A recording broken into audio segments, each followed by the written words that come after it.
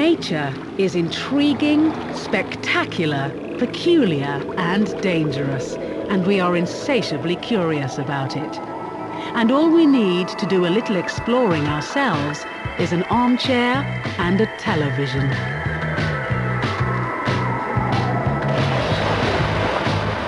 This is the story of the presenters whose passionate enthusiasm for wildlife has transported the natural world into our homes, letting us marvel at the extraordinary variety of life on our planet. Two presenters, both wild about nature and adept at seeing the funny side of life, are Johnny Morris and Bill Oddie. I can't stop laughing this morning. Oh, I'm so funny. I am splitting this. I think I've got a turn on my head. You look a bit of a fool, really, wearing a monkey. Johnny Morris was kind of a little demigod. You really do have, in effect, somebody with the magnetism of a pop star. Ow! It's biting me! Bill Oddie doesn't pretend to know everything. What he communicates is his enthusiasm. And that's what television is about. It is about entertaining and informing. Oh, please let go.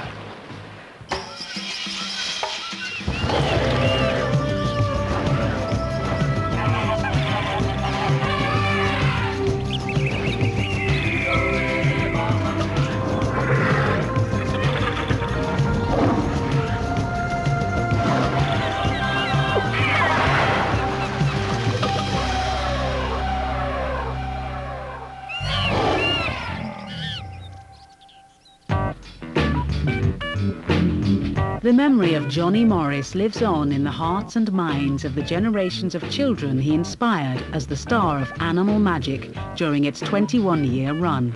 And over the last decade, Bill Oddie has successfully set the nation's interest in birds ablaze. Spotted flycatcher. You've got to make it entertaining, and that is in my head all the time. Now, that doesn't mean you have to trivialise it. It doesn't have to mean you're constantly looking for the laughs or anything else, but you have to impose the same elements you would put onto comedy or drama or anything else. Go boom, boom, boom. Well done, sir. Oh, and again. Oh, they do. Like Johnny, it wasn't formal study that got Bill started in natural history, but a passion for birds he'd had since he was old enough to tie his own shoelaces. Now, you're a great bird watcher, so they tell me. That is a fact. That is a fact, is it? Yeah. But Bill, you take your bird watching very seriously, and you must have started when you were very young. Yes, I did start when I was very young. The way Bill got into watching birds is actually quite well known. He's written about it, and we actually dramatised it for a programme we did a few years ago with my son, in fact, age 7, playing the young 7-year-old Bill. And it was all about going out and collecting eggs, which is something no birder does nowadays. It's really beyond the pale. But we all did it as kids because it was a way of getting to know about birds. I'm afraid my interest in birds has a shameful beginning, but the eggs got me interested in what bird it was. And I remember buying the Observer's book of birds' eggs and identifying correctly the eggs as hedge sparrows. So I think it was probably early 60s before egg collecting ceased to be a schoolboy hobby. It taught me a lot for the wrong reasons, as it were. It was absolute obsession throughout my school days. I think Bill started bird watching to get out of the house because the way he tells it, he was brought up by his grandmother and his father, and his granny was quite a sort of martinet and quite severe around the house. So to get away from her and her rules and regulations, he used to nip off to the sewage farm and watch the birds and have a nice quiet time there. A lot of my bird watching thing was, as a kid, was getting out of the home. Not because it was so objectionable, but because it was pretty boring.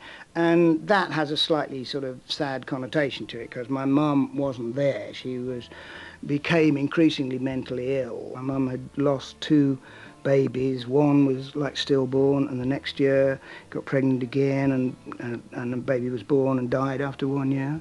She must have suffered from absolute massive postnatal depression, anxieties, and all sorts of things. And in those days, you know, oh God, must be mad, you know. And into the home they went. And it was a terrible story, which I only just discovered. I do remember I never invited friends back to the house. It just wasn't somewhere you wanted other people to be, really. It wasn't miserable, but it wasn't terribly good. And I used to spend a lot of time in the countryside and a lot of time on my own. In his teens, Bill went to school at King Edward's College in Birmingham, which, much to his delight, had a natural history society where Bill could share his interest in wildlife with other like-minded kids. Till that point, frankly, you kept quiet about it, because it would be regarded as a weird and possibly slightly sissy hobby, sort of, you do what? I'm interested in birds. Ooh. We were filming once and we went to have lunch with them, and there were some people, they were really rather posh. And Bill was in his full grumpy working class lad mode. He always claimed he didn't go to public school, although he actually went to King Edward's School, Birmingham, which is almost more of a public school than the real public schools. But anyway, he was being very non-posh and sort of disapproved of the whole setup and stuff like that. And the only thing he said for the whole meal was suddenly looked round and said, "Oh, look, there's a chiff-chaff on the Volvo," which was the most non-working class thing he could have said, really. And betrayed himself immediately as a toff and a bird watcher to boot.